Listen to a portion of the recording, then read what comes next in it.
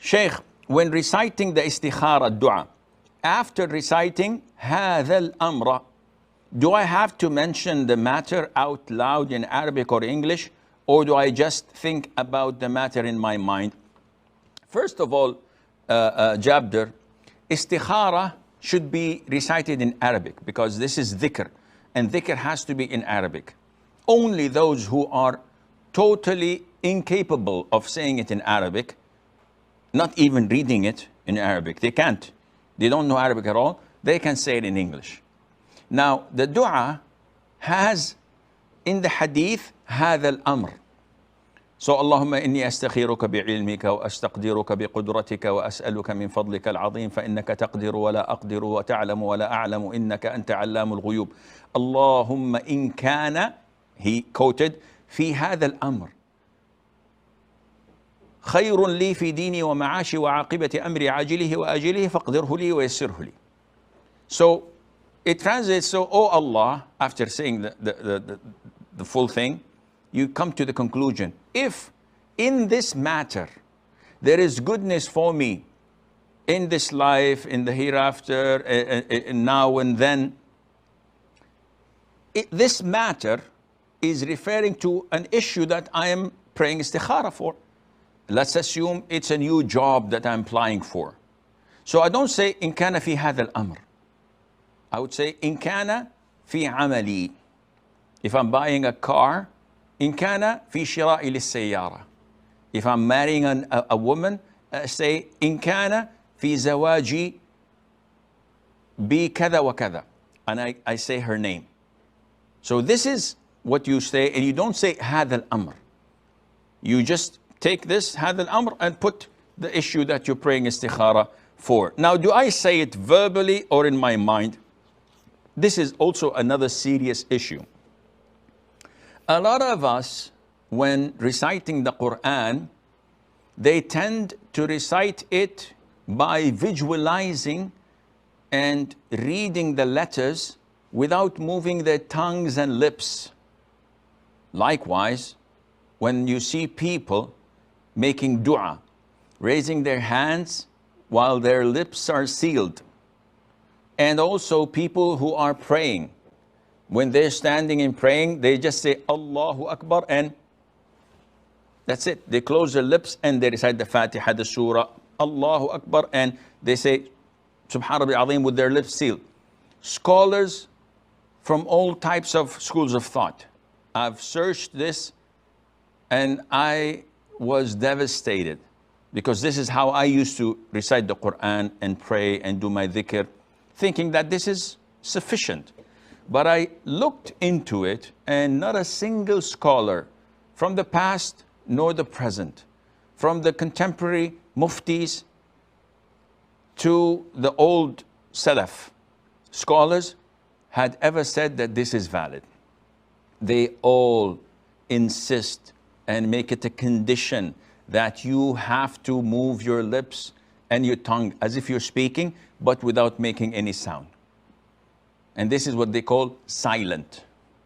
Now, when you say it loud, you verbalize it and you make a sound to it when uttering it. So you have to say, it's not mute. I'm just saying it with my lips, but without voice. So don't think that the volume is mute. So this is how it should be said in order for it to be accepted. Now imagine how many millions of Muslims hold the Quran and recite it without moving their lips, thinking that this does the job, and it doesn't. Now the dua has in the hadith هذا الأمر. So اللهم إني أستخيرك بعلمك وأستقدرك بقدرتك وأسألك من فضلك العظيم فإنك تقدر ولا أقدر وتعلم ولا أعلم إنك أنت علام الغيوب. اللهم إن كان, he quoted, في هذا الأمر خير لي في ديني ومعاشي وعاقبة أمري عاجله وآجله فاقدره لي ويسره لي. So it translates, so, oh Allah, after saying the full thing, you come to the conclusion, if in this matter there is goodness for me in this life, in the hereafter, now and then. This matter is referring to an issue that I am praying istikhara for. Let's assume it's a new job that I'm applying for. So I don't say in kana fi hadha al-amr. I would say in kana fi amali. If I'm buying a car, in kana fi shira'i lis-sayyara. If I'm marrying a woman, say in kana fi zawaji bi kada wa kada. And I say her name. So this is what you say, and you don't say hadha al-amr. You just take this hadha al-amr and put the issue that you're praying istikhara for. Now, do I say it verbally or in my mind? This is also another serious issue. A lot of us, when reciting the Quran, they tend to recite it by visualizing and reading the letters without moving their tongues and lips. Likewise, when you see people making dua, raising their hands while their lips are sealed, and also people who are praying, when they're standing and praying, they just say Allahu Akbar and that's it. They close their lips and they recite the Fatiha, the Surah, Allahu Akbar, and they say Subhan Rabbi Azim with their lips sealed. Scholars from all types of schools of thought, I've searched this and I was devastated, because this is how I used to recite the Quran and pray and do my dhikr, thinking that this is sufficient. But I looked into it, and not a single scholar from the past nor the present, from the contemporary muftis to the old Salaf scholars, had ever said that this is valid. They all insist and make it a condition that you have to move your lips and your tongue as if you're speaking, but without making any sound. And this is what they call silent. Now, when you say it loud, you verbalize it and you make a sound to it when uttering it. So you have to say, it's not mute. I'm just saying it with my lips, but without voice. So don't think that the volume is mute.